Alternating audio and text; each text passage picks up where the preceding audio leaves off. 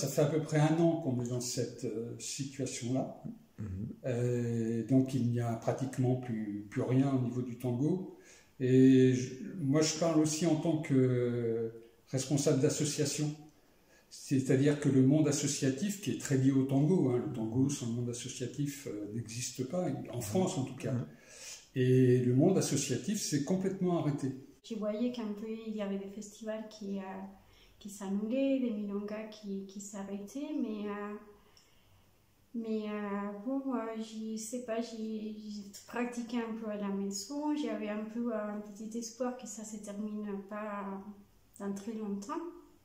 Et ben ça fait un vide, quand même. Ça fait un vide. Ça fait un vide. Au début, en fait, je m'étais faite à l'idée, voilà, c'est interdit, on arrête tout. Et puis je me suis recentrée peut-être sur d'autres choses, en fait. Ça m'a plombé un peu mon moral, on va dire. À la limite d'avoir des gros doutes si j'allais continuer le tango, même.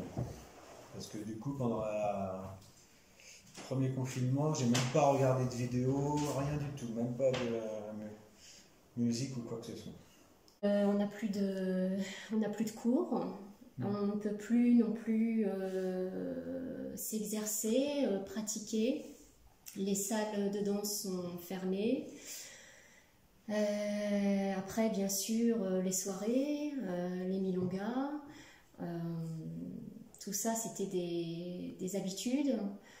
Des habitudes qu'on avait tous pris à se retrouver entre amis, toute une vie sociale en fin de compte qui s'est effacée d'un seul coup.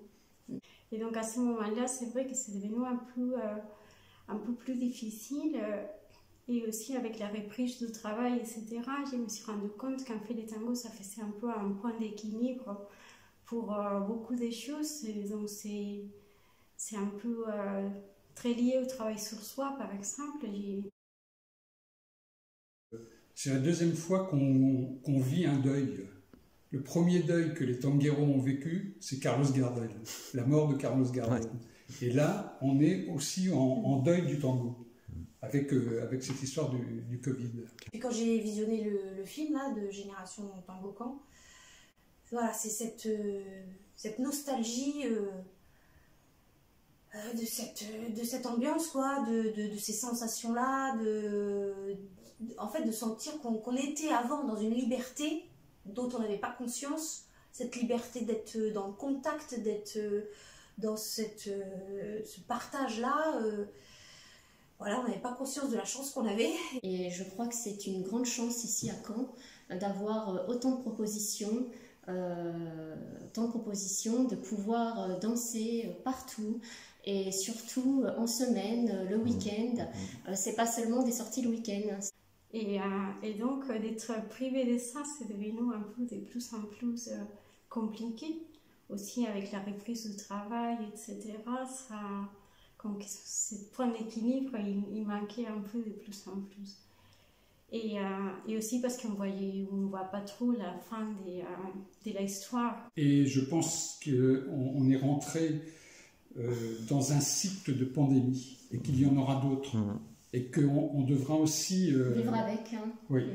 Que le tango, il devra vivre aussi avec les pandémies. Bon, je ne veux pas être alarmiste. Mais je me dis que je ne sais pas si on va retrouver le tango que nous avons connu. On a un peu triché. J'ai réussi à avoir un contact régulier avec une danseuse pour pouvoir m'entraîner. Et puis voilà. Et puis remettre le pied à l'étrier pour pas me démoraliser et garder mon cap dans le tango. Et je suis reparti à fond de plus belle, donc voilà.